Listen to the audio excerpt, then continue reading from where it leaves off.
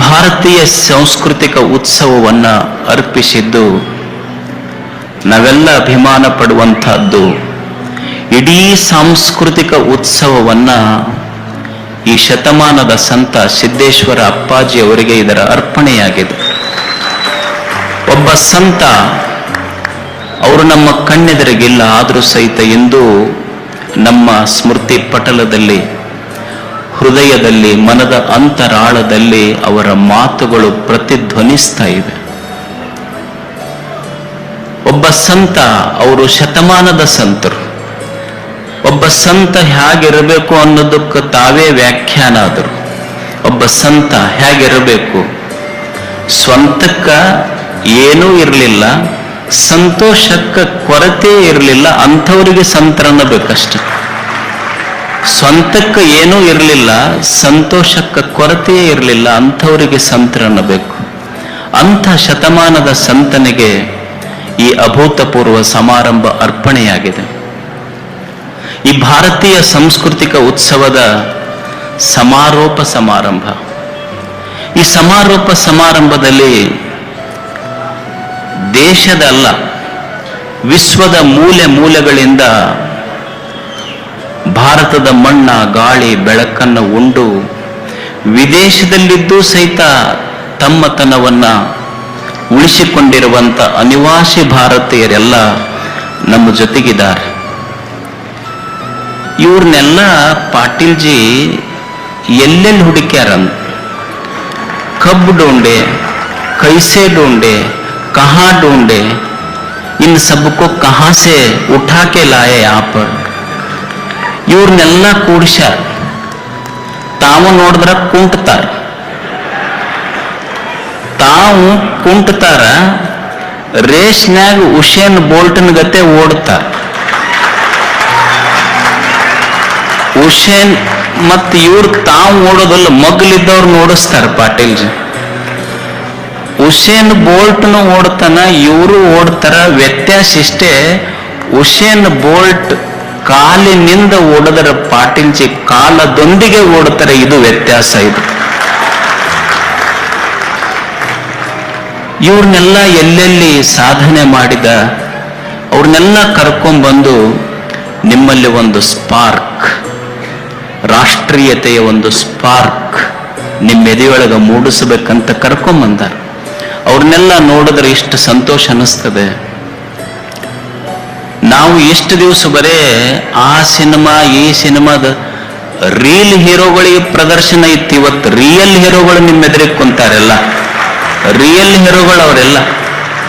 ಮತ್ತು ಅವರೆಲ್ಲ ವಿಶ್ವದ ಮೂಲೆ ಮೂಲೆಗಳಲ್ಲಿದ್ದರೂ ಸಹಿತ ಇಂದು ಭಾರತವನ್ನು ಎದೆ ತುಂಬಿಕೊಂಡರಲ್ಲ. ಇದನ್ನೆಲ್ಲ ನೆನೆಸ್ಕೊಂಡ್ರೆ, ನೋಡಿದ್ರೆ ಒಂದು ಮಾತು ನೆನಪಿಗೆ ಬರ್ತದೆ. You can take an Indian out of India. You can take an Indian out of India, but you cannot take India out of an Indian.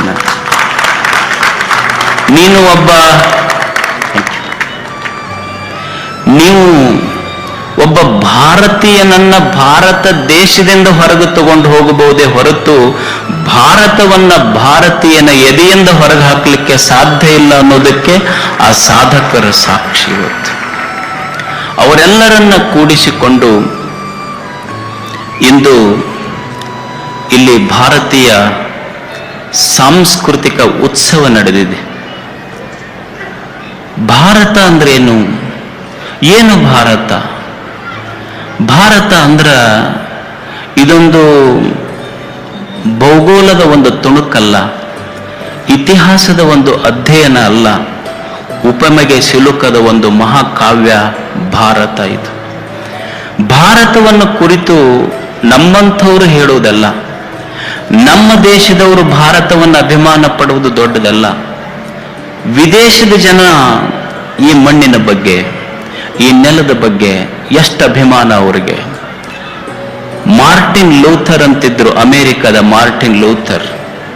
ಅವರು ನೊಬೆಲ್ ಪ್ರೈಸ್ ಸಿಕ್ತು. ಅಮೆರಿಕದ ಮಾರ್ಟಿನ್ ಲೂಥರ್ ಈ ಸಿವಿಲ್ ರೈಟ್ಸ್ ಮೂವ್ಮೆಂಟ್ಸ್ ಬಗ್ಗೆ ಬಹಳ ದೊಡ್ಡ ಸಾಧನೆ ಮಾಡಿದರು. Martin Luther ಈ ದೇಶದ ಬಗ್ಗೆ, ನಮ್ಮವರಲ್ಲ, ಅಮೇರಿಕದವರು ಈ ಮಣ್ಣಿನ ಬಗ್ಗೆ ಏನ್ ಹೇಳ್ತಾರಂದ್ರ, to other countries I go as a tourist, to other countries I go as a tourist, but to India I come as a pilgrim ಅಂತ. ನನಗೆ ಬೇರೆ ದೇಶಗಳು ಅಂದ್ರೆ ಸುಮ್ಮನೆ ಪ್ರವಾಸಿಯ ತಾಣ ಅಷ್ಟೇ, ಭಾರತ ಅಂದ್ರೆ ನನಗೆ ಪಂಚ ಪ್ರಾಣ ಅಂತ ಅಮೆರಿಕದವ್ರು ಹೇಳ್ತಾರೆ ಈ ಮಾತು. ಅಷ್ಟು ಈ ದೇಶದ ಬಗ್ಗೆ ಅವರಿಗೆ ಅಭಿಮಾನ. ಇದು ಎಂಥ ಸಂಸ್ಕೃತಿ, ಇದು ಭಾರತದ ಸಂಸ್ಕೃತಿ. ಕಾಲೇ ವರ್ಷತು ಪರ್ಜನ್ಯ ಪೃಥಿವೀ ಸಸ್ಯಶಾಲಿನಿ ದೇಶೋ ಅಯಂ ಕ್ಷೋಭರಹಿತಃ ಸಜ್ಜನ ಸಂತು ಸುಖಿನಃ. ಎಲ್ಲೋ ಕುಳಿತ ಋಷಿ ಈ ಮಾತನ್ನ ಬರೀತಾನೆ. ಅವನಿಗೆ ಜಾತಿಗಳು ಗೊತ್ತಿಲ್ಲ, ಧರ್ಮಗಳು ಗೊತ್ತಿಲ್ಲ, ನನ್ನವರು ಅನ್ನೋದು ಗೊತ್ತಿಲ್ಲ. ಎಲ್ಲೋ ನದಿಯ ದಂಡೆಯಲ್ಲಿ ತಪಸ್ಸನ್ನಾಚರಣೆ ಮಾಡುತ್ತಾ ಕುಳಿತ ಋಷಿ ಬೆಳಿಗ್ಗೆ ಎದ್ದು ಕಣ್ಣು ಮುಚ್ಚಿ ಮಾಡುವ ಮೊದಲ ಪ್ರಾರ್ಥನೆ ಅಂದ್ರೆ ಕಾಲೇ ವರ್ಷತು ಪರ್ಜನ್ಯ ಪೃಥ್ವಿ ಸಸ್ಯಶಾಲಿನಿ. ಕಾಲ ಕಾಲಕ್ಕೆ ಮಳೆ ಬೀಳ್ತಿರಬೇಕು. ತಾಯಿ ಮಳೆ ಬಂದ ಮೇಲೆ ಈ ಇಳೆಯೆಲ್ಲ ಹಸಿರುಡಿಗೆಯನ್ನು ನೋಡಬೇಕು. ಪೃಥ್ವಿ ಸಸ್ಯಶಾಲಿನಿ ದೇಶೋ ಅಯಂ ಕ್ಷೋಭರಹಿತಃ. ನನ್ನ ಭಾರತ ದೇಶ ಹೇಗಿರಬೇಕು ಅಂದ್ರ ಇಲ್ಲಿ ಬರಬಾರದು. ನನ್ನ ದೇಶಕ್ಕ ಅನ್ನದ ಬರ ಅಲ್ಲ, ಅನ್ನದಿಂದ ಬರಬರಬಾರದು, ಅಕ್ಷರದಿಂದ ಬರಬರಬಾರದು, ಜ್ಞಾನದಿಂದ ಬರಬರಬಾರದು. ಯಾವುದರಿಂದ ಬರದೇ ಇರುವಂತ ಸುಭಿಕ್ಷೆಯ ನಾಡು ಭಾರತ ಆಗಲಿ ಅಂತ ಎಲ್ಲೋ ಕುಳಿತ ಋಷಿ ಪ್ರಾರ್ಥನೆ ಮಾಡ್ತಾನೆ ತನ್ನ ದೇಶದ ಬಗ್ಗೆ. ಇದು ನನ್ನ ದೇಶ. ಇದು 12ನೇ ಶತಮಾನದ ಶರಣೆ, ಸಾಲಿ ಕಲಿಯದ ಒಬ್ಬ ಶರಣೆ ಲಕ್ಕಮ್ಮ. ಈ ನೆಲದಲ್ಲಿ ಅಂಥ ಸಂಸ್ಕೃತಿ ಹುಟ್ಟಿತು. ಆಕೆಯ ಕಾಯಕ 12ನೇ ಶತಮಾನದಲ್ಲಿ ದಾರಿಯಲ್ಲಿ ಕಸ ಹೊಡೆಯುವ ಕಾಯಕ ಆಕೆದು. ಮುನ್ಸಿಪಾಲಿಟಿ ಅಂತೀವಲ್ಲ ಈಗ ನಾವು, ಈಗ ಮುನ್ಸಿಪಾಲಿಟಿ ಅದ. ಅವಾಗೆಲ್ಲ ಬರೇ ಮನಸ್ಸಿನ ಪಾರ್ಟಿ ಇದ್ದು ಅದಕ್ಕೆ ಶರಣರಾದ್ರೆ, ಈಗ ಬರೇ ಮುನ್ಸಿಪಾಲಿಟಿ ಇರು. ರಸ್ತೆಯಲ್ಲಿ ಕಸ ಹೊಡೆಯುವ ಲಕ್ಕಮ್ಮ, ಕಸ ಹೊಡೆಯುವ ಕಾಯಕದ ಲಕ್ಕಮ್ಮ ಹೇಳ್ತಾಳೆ, ಈ ನೆಲದೊಳಗೆ ಎಂಥ ಸಂಸ್ಕೃತಿ ಈಗಲ್ಲ. 12ನೇ ಶತಮಾನದಲ್ಲಿ ಸಾಲಿ ಕಲಿಯದ ಹೆಣ್ಮಗಳು ನೇಮ ಪೂಜೆ ಅಂತ ಯಾವುದಕ್ಕೆ ಕರಿಬೇಕು, ನೇಮ ಅಂತ ಯಾವುದಕ್ಕೆ ಅನ್ಬೇಕು ಅಂದ್ರೆ ಆಕೆ ಅಂತಾಳೆ, ನೇಮ ಅಂದ್ರ ಮಂತ್ರ ತಂತ್ರಗಳು ನೇಮವಲ್ಲ, ಧೂಪ ದೀಪ ಆರತಿಗಳು ನೇಮವಲ್ಲ. ಮತ್ ಹಾಗಾದ್ರೆ ಯಾವುದು ನೇಮ?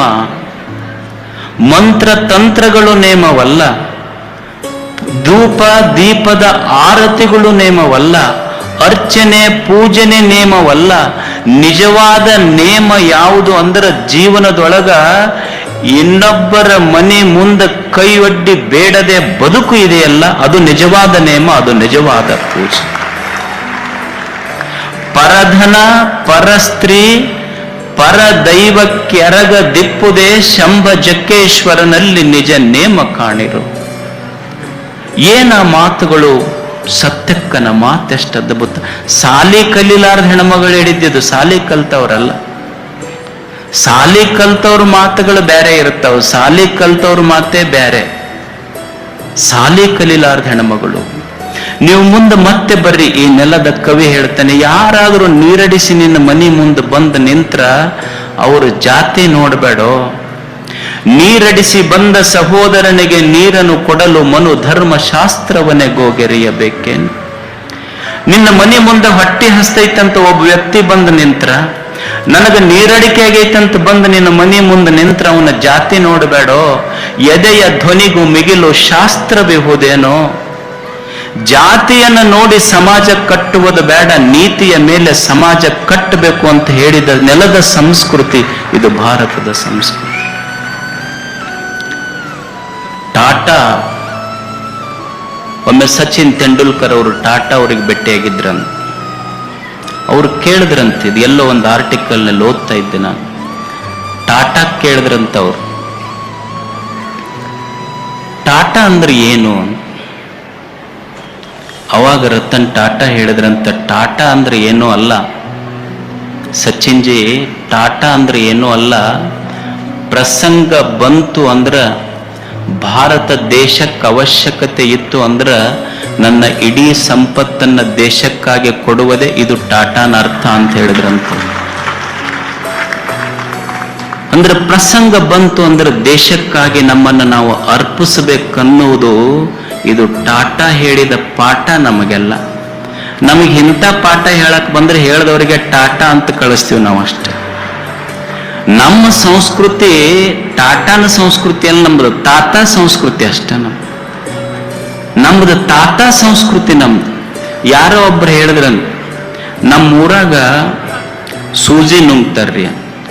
ಇನ್ನೊಬ್ಬ ಹೇಳಿದ್ನಿ ಸೂಜಿ ನುಂಗವ್ರದ್ದು ಏನ್ ಹೇಳ್ತಿ ಬಾ, ನಮ್ಮೂರಾಗ ಡಬ್ಬಣ ನುಂಗ್ತಾರ. ಇನ್ನೊಬ್ಬ ಒಂದ ಡಬ್ಬಣ ನುಂಗವ್ರದ್ದು ಏನ್ ಹೇಳ್ತಿ ಬಾ, ನಮ್ಮೂರಾಗ ದೊಡ್ಡ ದೊಡ್ಡ ಹಾವು ನುಂಗ್ತಾರ. ಅವ ಇನ್ನೊಬ್ಬ ಹೇಳ್ದ, ಸೂಜಿ ಡಬ್ಬಣ ನುಂಗವ್ರದೆಲ್ಲ ಏನ್ ಹೇಳ್ತೀರಿ, ನಮ್ಮೂರಿಗೆ ಬರ್ರಿ, ಸಾಲಿಗೆ ಸಾಲಿ ನುಂಗ್ಯಾರ, ಮಠಕ್ಕೆ ಮಠ ನುಂಗ್ಯಾರ, ಮನಿಗೆ ಮನಿ ನುಂಗ್ಯಾರ, ರೋಡಿಗೆ ರೋಡಿ ನುಂಗ್ಯಾರ, ಕೆರೆಗೆ ಕೆರೆ ನುಂಗ್ಯಾರ, ಯಾವ ಉಳ್ದಿಲ್ಲ. ಎಷ್ಟು ನುಂಗ್ಯಾರ ಅಂದ್ರೆ ನೀರು ಕುಡ್ಯಾಕ ಸಹಿತ ಜಾಗ ಇಲ್ಲ ಅವ್ರು. ನಮ್ಮದು ತಾತ ಸಂಸ್ಕೃತಿ, ಆದರೆ ಟಾಟಾನ ಸಂಸ್ಕೃತಿ ಅಷ್ಟು ದೊಡ್ಡ.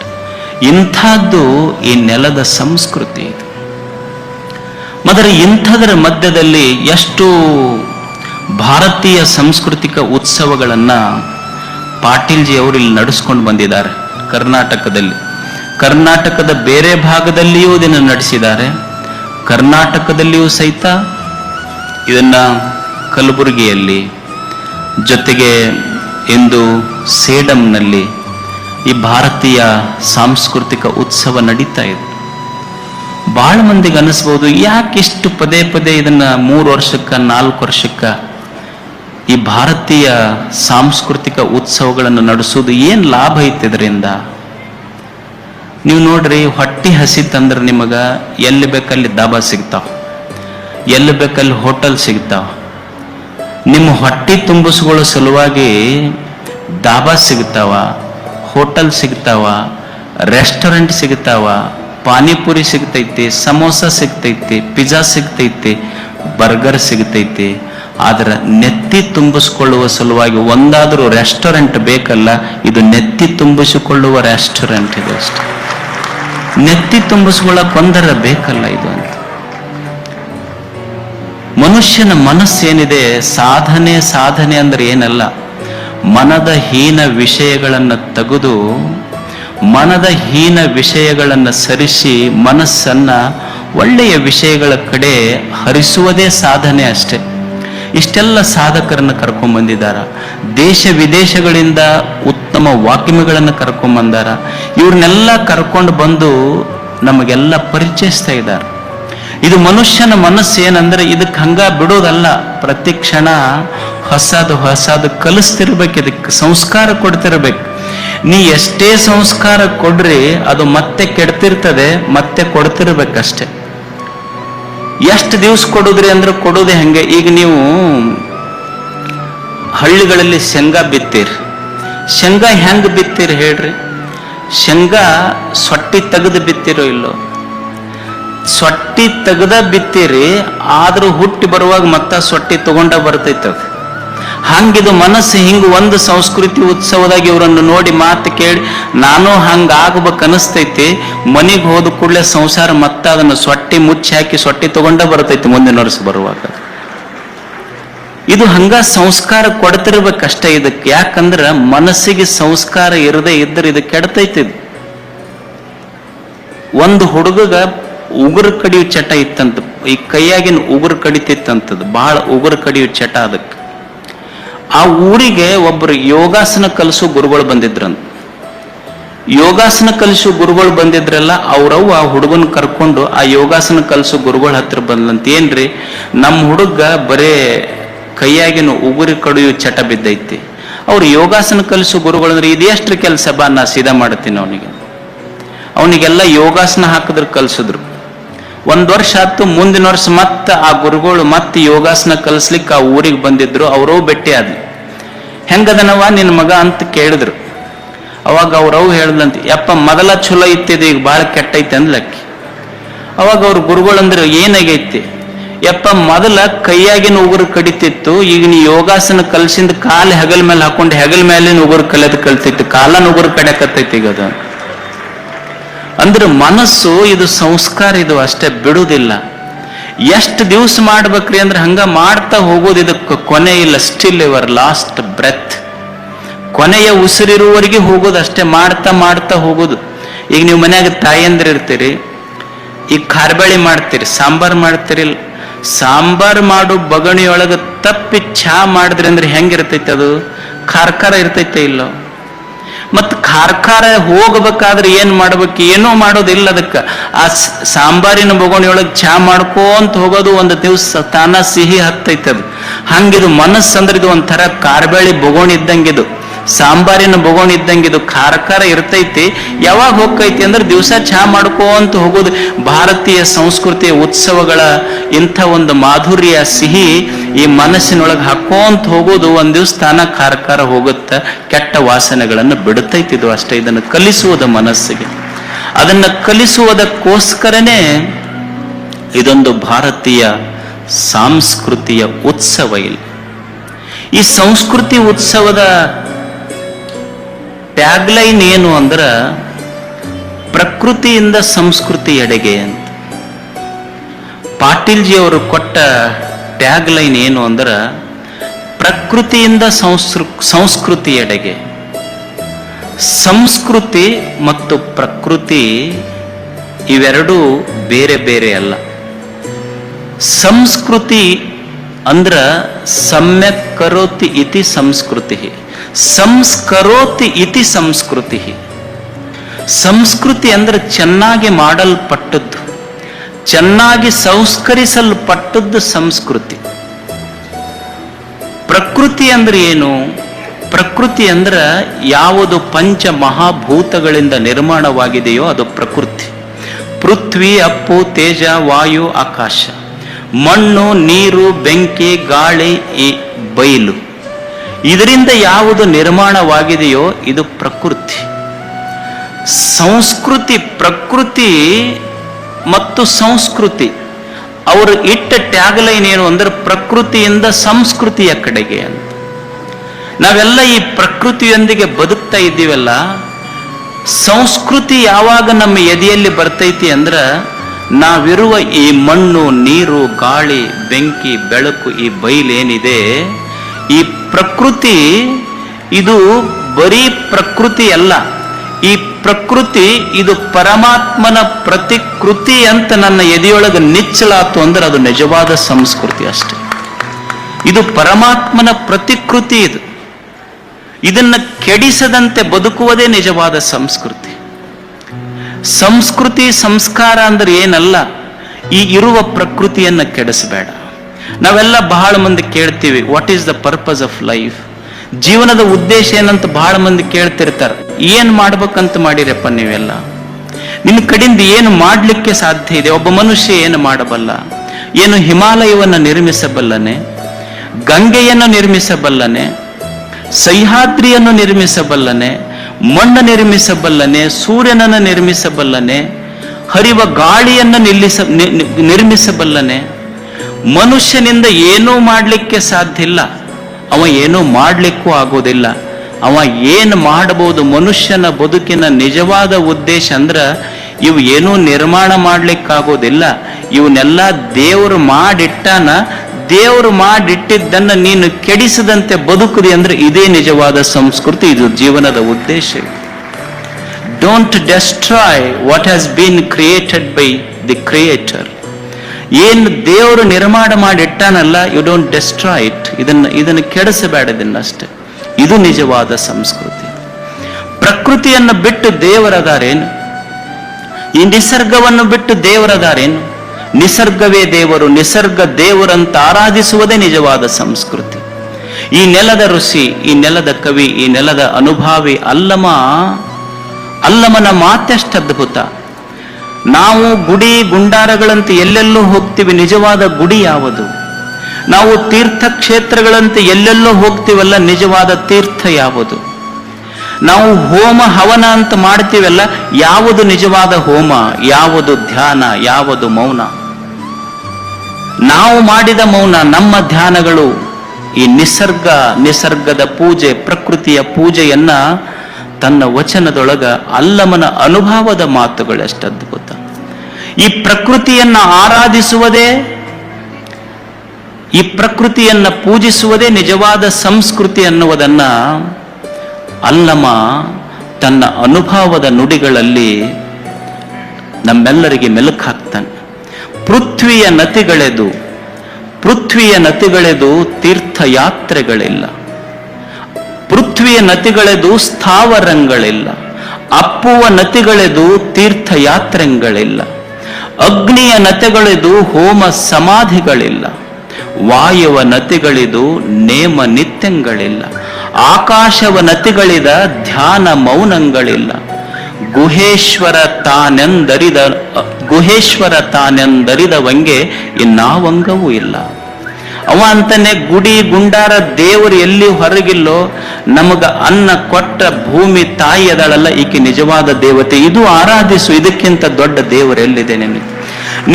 ನೀನು ಕಟ್ಟಿದ ಗುಡಿ ಗುಂಡಾರಗಳಿಗೆ ಆಶ್ರಯ ಕೊಟ್ಟಿದ್ದು ಭೂಮಿಯಲ್ಲೇನು? ಭೂಮಿ ತಾಯಿ ಇರದೇ ಇದ್ರೆ ನೀನು ಎಲ್ಲಿ ಆಕಾಶ ಗುಡಿ ಕಟ್ಟಲಿಕ್ಕೆ ಸಾಧ್ಯ ಇತ್ತೇನು ಹೇಳಿ? ಏನು ಅದ್ಭುತವಾದ ಭೂಮಿ ಇದು!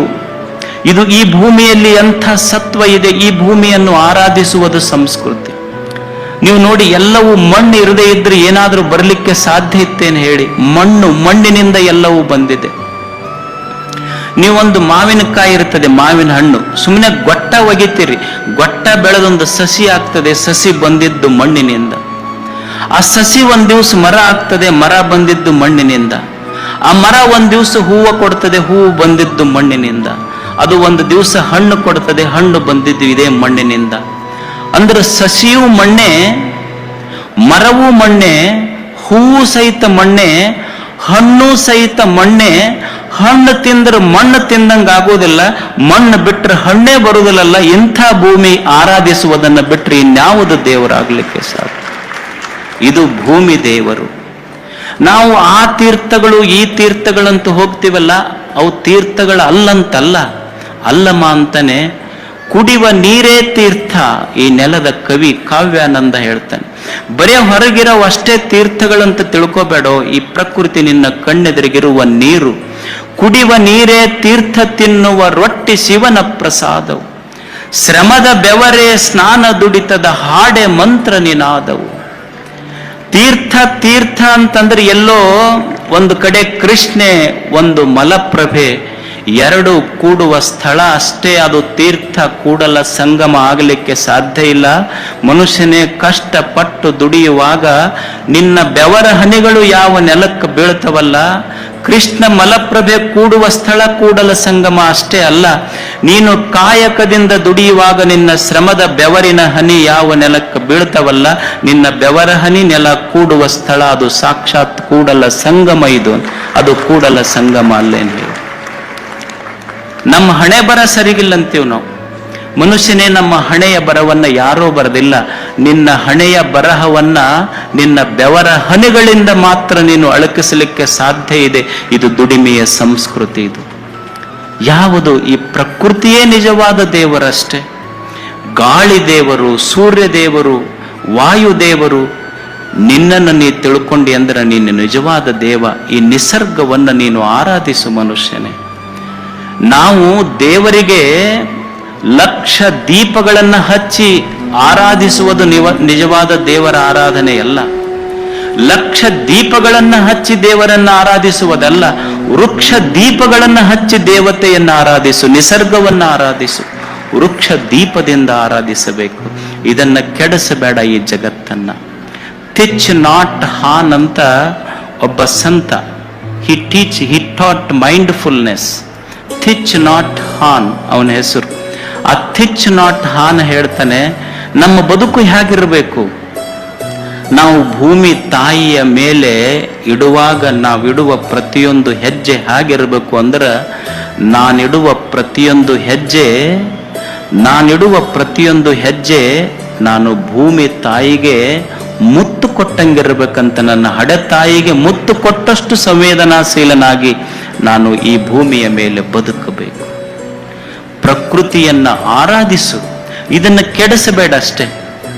ಮನುಷ್ಯನಿಗೆ ಗೊತ್ತಿರಬೇಕು. ಈಗ ನೀವು ರೈತರದಿರಿ, ಆಕಳ ಕೆಚ್ಚಲಿಗೆ ಉಣ್ಣೆ ಹತ್ತಿರ್ತದೆ. ಆಕಳ ಕೆಚ್ಚಲಿನೊಳಗೆ ಉಣ್ಣಿದ್ರು ಸಹಿತ ಉಣ್ಣಿಗೆ ಹತ್ತೈತಿ, ಆದ್ರೆ ಹಾಲೈತೆ ಅಂತ ಗೊತ್ತಿಲ್ಲ, ರಕ್ತ ಕುಡ್ದೈತದು ಅಷ್ಟೆ. ಹಂಗ ಇಡೀ ಈ ಭೂಮಿ ತಾಯಿ ನಿಸರ್ಗ ದೇವತೆಯ ಮಧ್ಯದೊಳಗೆ ನಾವು ಹಾಲಿನ ಅಮೃತದ ರುಚಿ ಇದ್ರೂ ಸಹಿತ ಇದನ್ನ ಕೆಡಿಸಿ ಬದುಕಿದೀವಿ ಅಂದ್ರೆ ಆಕಳ ಕೆಚ್ಚಲಿಗೆ ಹತ್ತಿದ ಉಣ್ಣೆ ಇದ್ದಂಗೆ. ಯಾಕಂದ್ರೆ ಹಾಲಿನ ಸವಿ ನಮಗ್ ಗೊತ್ತಿಲ್ಲ. ಒಂದು ದುಂಬಿ ಇರ್ತದೆ, ದುಂಬಿ ಹೆಂಗ ಬದುಕ್ತೈತಿ ಅಂದ್ರ ದುಂಬಿ ಹೂವಿನಿಂದ ಹೂವಿಗೆ ಹಾರ್ತೈತಿ, ಹೂವಿನ ಮೇಲೆ ಹೂವಿಗೆ ಕೂಡ್ತೈತಿ. ಹೂವಿನಿಂದ ಹೂವಿಗೆ ಕುಂತರು ಸಹಿತ ಹೂವ ಕೆಟ್ಟಿಲ್ಲ, ಅದರ ಮಕರಂದ ಹೀರುವುದನ್ನು ಬಿಟ್ಟಿಲ್ಲ. ಇದು ಹೂಂಬಿಯ ಬದುಕಿದು. ಹಾಗೆ ಈ ಜಗತ್ತಿನೊಳಗೆ ನಾವು ಹೇಗೆ ಬದುಕಬೇಕು ಅಂದ್ರೆ ಪ್ರಕೃತಿ ಕೆಟ್ಟಿರಬಾರದು, ಪ್ರಪಂಚ ಕೆಟ್ಟಿರಬಾರದು ಮತ್ತು ಪರಮಾತ್ಮನನ್ನು ಬಿಟ್ಟಿರಬಾರದು. ಇದು ಪ್ರಕೃತಿಯೊಂದಿಗೆ ಮನುಷ್ಯ ಸಂವೇದನಾಶೀಲನಾಗಿ ಬದುಕುವ ಕಲಾ. ಇದು ಮನುಷ್ಯ ಹೀಗೆ ಬದುಕಬೇಕಷ್ಟೇ. ಈ ಪ್ರಕೃತಿಯನ್ನು ಕೆಡಿಸಬೇಡ, ನಿನ್ನ ದೇಹವನ್ನು ಕೆಡಿಸಬೇಡ, ಮನವನ್ನು ಕೆಡಿಸ್ಕೋಬೇಡ. ಈ ದೇಹ ಮನ ಇದನ್ನೆಲ್ಲ ಒಂದು ಕ್ಷಣ ಮನುಷ್ಯನೇ ಈ ದಿವ್ಯತೆಗೆ ನೀನು ಅರ್ಪಿಸುವುದಿದೆಯಲ್ಲ, ಅದು ಸಂಸ್ಕೃತಿ. ಇದು ಸಂಸ್ಕೃತಿ, ಇದು ಸಾಂಸ್ಕೃತಿಕ ಉತ್ಸವ. ಇದು ಯಾವಾಗ ಒಬ್ಬ ವ್ಯಕ್ತಿಯ ಜೀವನದಲ್ಲಿ ಉತ್ಸಾಹ ಬರುತ್ತದೆ, ಅವನ ಜೀವನ ಯಾವಾಗ ಉತ್ಸಾಹದಿಂದ ತುಂಬುತ್ತದೆ, ಯಾವಾಗ ಅವನ ಜೀವನದಲ್ಲಿ ಉತ್ಸವ ಬರ್ತದೆ ಅಂದ್ರೆ, ಒಬ್ಬ ಚಿಂತಕ ಒಂದು ಸುಂದರ ಮಾತು ಹೇಳ್ತಾನೆ, ನನ್ನ ಜೀವನದಲ್ಲಿ ಯಾವಾಗ ಉತ್ಸವ ತುಂಬುವುದು. ನಾವು ಇವತ್ತು ಭಾರತೀಯ ಸಂಸ್ಕೃತಿ ಉತ್ಸವವನ್ನು ಮಾಡ್ತಾ ಇದ್ದೇವೆ. ಒಬ್ಬ ವ್ಯಕ್ತಿಯ ಜೀವನದಲ್ಲಿ ಉತ್ಸವ ಯಾವಾಗ ಆಗ್ತದೆ, ಉತ್ಸವ ಯಾವಾಗ ತುಂಬತೈತಿ ಅಂದ್ರ, ಒಬ್ಬ ಚಿಂತಕ ಬರೀತಾನೆ, ಯಾವಾಗ ನಿನ್ನ ಜೀವನ ಒಂದು ಸೆಲೆಬ್ರೇಷನ್ ಆಗ್ತದೆ. Life has to be celebrated, this life should become a celebration. ಯಾವಾಗ ಈ ಜೀವನ ಒಂದು ಉತ್ಸವ ಆಗ್ತದೆ, when you move your focus from competition to contribution, life becomes celebration. ಜೀವನ ಯಾವಾಗ ಒಂದು ಉತ್ಸವ ಆಗ್ತೈತಿ ಅಂದ್ರ, ಯಾವಾಗ ನಿನ್ನ ಜೀವನದಿಂದ ನನಗೆ ಬೇಕು ಅನ್ನುವುದು ಬಿಟ್ಟು ನಾನು ಬದುಕಿದ ಈ ಪ್ರಪಂಚಕ್ಕೆ ಮರಳಿ ಕೊಡಬೇಕನ್ನುವುದು ಯಾವಾಗ ನಿನ್ನ ಎದೆಯಾಗ ಮೂಡ್ತೈತಲ್ಲ, ಅಂದೇ ನಿನ್ನ ಜೀವನ ಉತ್ಸವ ಶುರು ಆಗ್ತದೆ. ನಿನ್ನ ಜೀವನದಲ್ಲಿ ಬರೇ ಬೇಕು ಅನ್ನುವುದಲ್ಲ, ನಿಸರ್ಗ ನಮಗಿಷ್ಟೆಲ್ಲ ಕೊಟ್ಟೈತೆಲ್ಲ, ಹೊಳ್ಳಿ ಈ ಜಗತ್ತಿಗೆ ದೇಶಕ್ಕೆ ನಾನು ಕೊಟ್ಟು ಹೋಗಬೇಕನ್ನುವ ಭಾವ ಬರಬೇಕು ನಮ್ಮಲ್ಲಿ. ನಮಗೂ ಕೊಡಬೇಕನ್ನೋದು ಗೊತ್ತಿಲ್ಲ, ಬರೇ ತಗೋಬೇಕನ್ನೋದು ಅಷ್ಟೇ ಗೊತ್ತೈತಿ ನಮಗೆ. ಒಬ್ರು ಯಾರೋ ನೌಕರಿ ಒಳಗಿದ್ರಂತ, ನೌಕರಿಯಿಂದ ರಿಟೈರ್ಡ್ ಆದ್ರ ಅವರು. ರಿಟೈರ್ಡ್ ಆದ್ಮೇಲೆ ಅವ್ರ ದೋಸ್ತಿಗೆ ಹೇಳಿದ್ರಂತ, ಅಲ್ಲ ನನಗೆ ಯಾಕೋ ಅರ್ಧ ಪಗಾರ ಕೊಡಕತ್ತೈತ ಜನ ಸರ್ಕಾರ.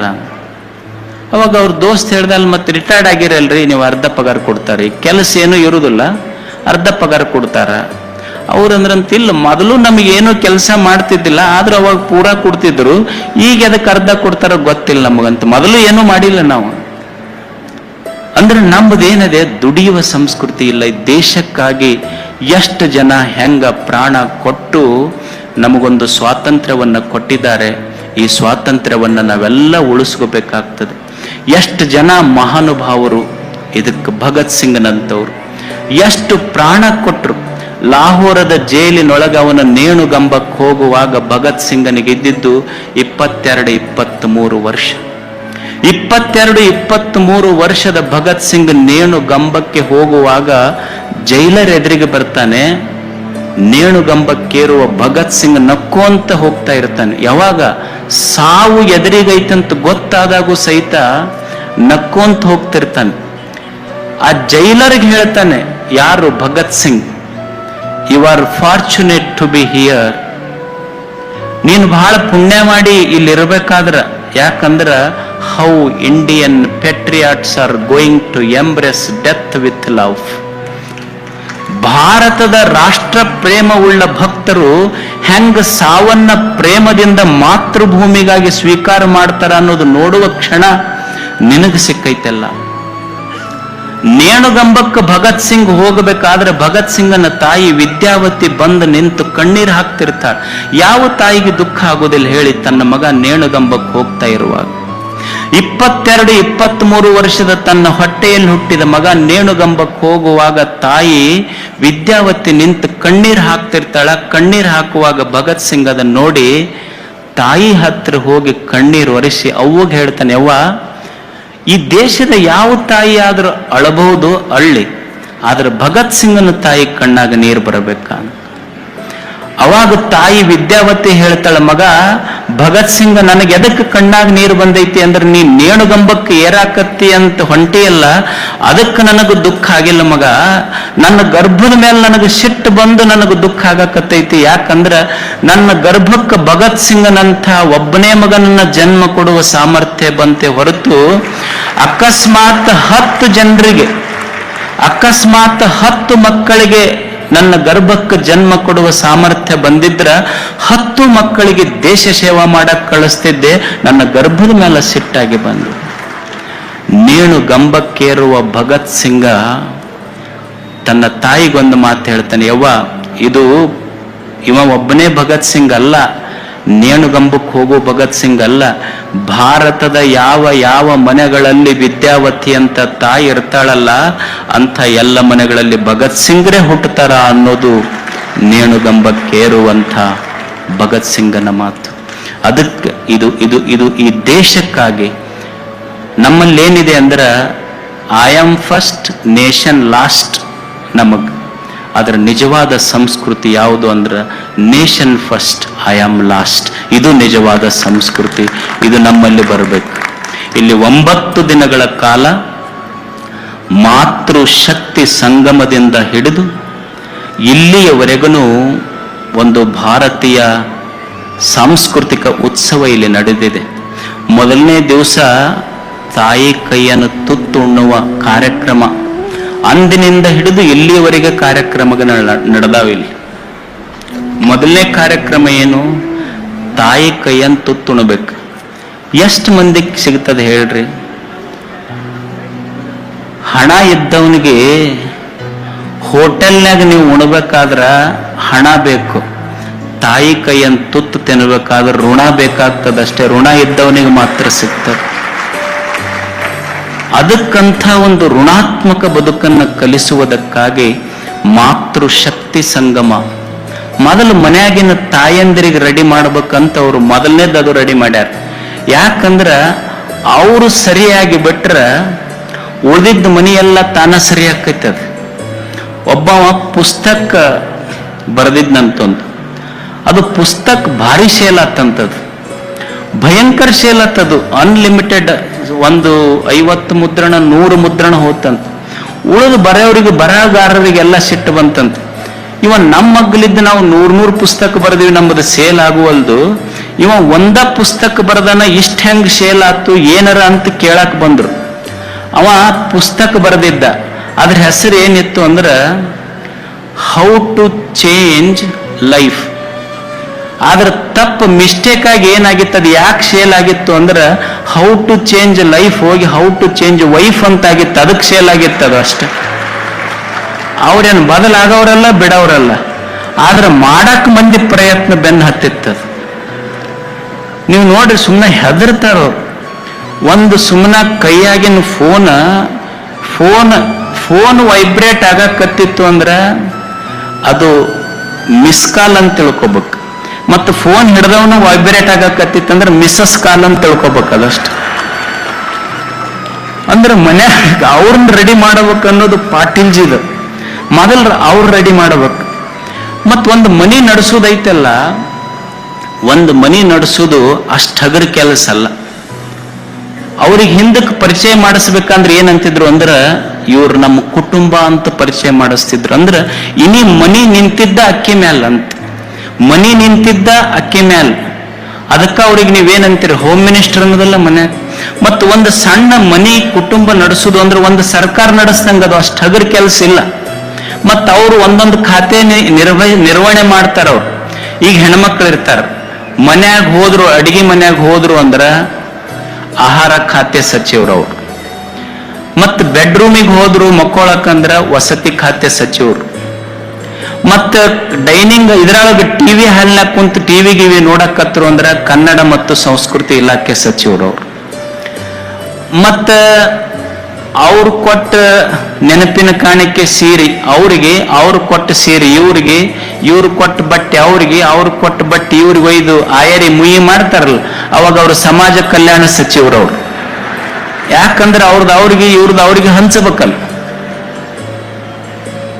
ಮತ್ತು ಗಂಡ ಸುಮ್ಮನೆ ಇರುವುದಿಲ್ಲ, ಅದು ಕುಡ್ಯಾಕ ರಾತ್ರಿ ರೊಕ್ಕ ಕೇಳ್ತಿತ್ತದು. ಕುಡ್ಯಾಕ ರಾತ್ರಿ ಅದಕ್ಕೆ ಕಾಡಿ ಬೇಡಿ ರೊಕ್ಕ ಕೊಟ್ರು ಅಂದ್ರ ಅವ್ರ ಅಬಕಾರಿ ಖಾತೆ ಸಚಿವರವ್ರು.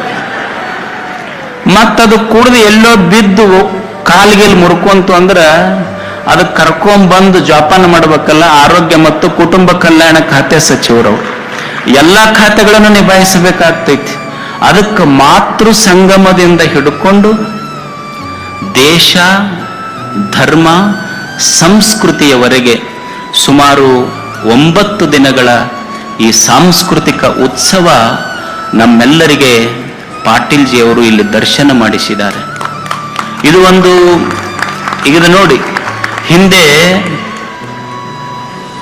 ಈ ನಾಡಿನ ಅನುಭಾವಿಗಳು ಏನ್ ಮಾಡಿದ್ರು ಅಂದ್ರೆ, ದೇವರು ನಮ್ಗೆ ಕಣ್ಣಿಗೆ ಕಾಣೋದಿಲ್ಲ. ಕಣ್ಣಿಗೆ ಕಾಣದ ದೇವ ಹೇಗಿದ್ದ ಅಂದ್ರೆ ಅವ ಜಗದಗಲ ಮುಗಿಲಗಲ ಮಿಗೆಯಗಲ. ಜಗದಗಲ ಮುಗಿಲಗಲ ಮಿಗೆಯಗಲವಾದ ದೇವನನ್ನ ಸುಮ್ಮನೆ ನಮ್ಮ ಕೈಯೊಳಗೊಂದು ಇಷ್ಟಲಿಂಗದ ಮುಖಾಂತರ ತಂದಿಟ್ಟು ಇದು ದೇವರು ಅಂತ ಕೈಯಾಗ ತೋರಿಸಿದ್ರವ್ರು. ಎಲ್ಲಿ? ಇಷ್ಟಲಿಂಗದೊಳಗೆ. ಜಗದಗಲ ಮುಗಿಲಗಲ ಮಿಗೆಯಗಲವಾದ ದೇವನನ್ನ ಹಾಗೆ ಈ ನೆಲದ ಅನುಭಾವಿಗಳು ನಿನ್ನ ಇಷ್ಟಲಿಂಗದಲ್ಲಿ ತೋರಿಸಿದ್ರು.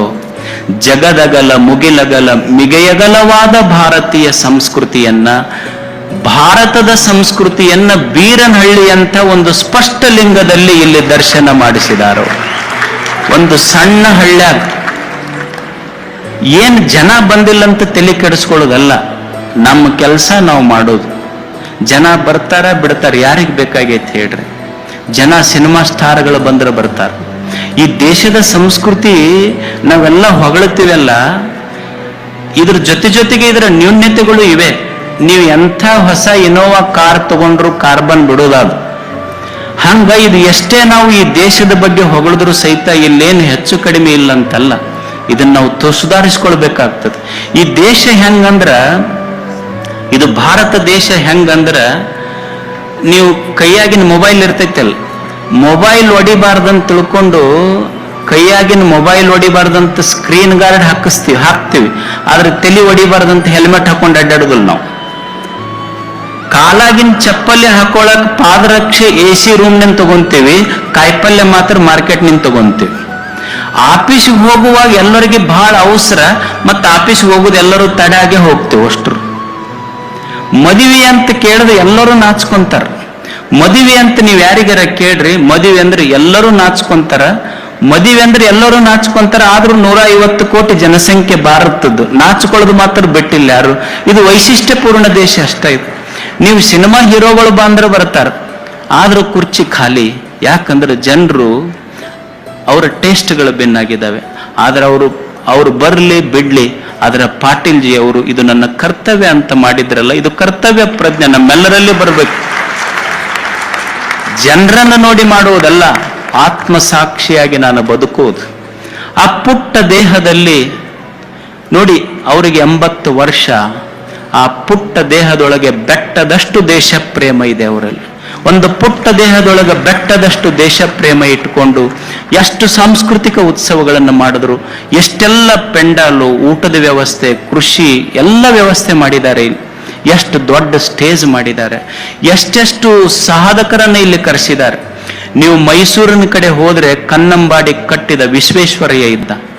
ಕನ್ನಂಬಾಡಿ ಕಟ್ಟಿದ ವಿಶ್ವೇಶ್ವರಯ್ಯ ಇವತ್ತು ಮೈಸೂರಿನ ಕಡೆ ಹೋದ ಜನ ತೆಂಗು ಬಾಳೆ ಬೆಳೆದ ಗದ್ದೆಯನ್ನು ನೋಡಿದ್ರೆ ಅಲ್ಲಿ ಹೋದ ಜನ ಅದಕ್ಕೆ ಇದು ತೆಂಗು, ಇದು ಬಾಳೆ, ಇದು ಕಬ್ಬು ಅನ್ನೋದಿಲ್ಲ. ಆ ಹಸಿರನ್ನ ನೋಡಿದ ಜನ ಇದು ತೆಂಗು, ಇದು ಬಾಳೆ, ಇದು ಕಬ್ಬು ಅನ್ನೋದಿಲ್ಲ.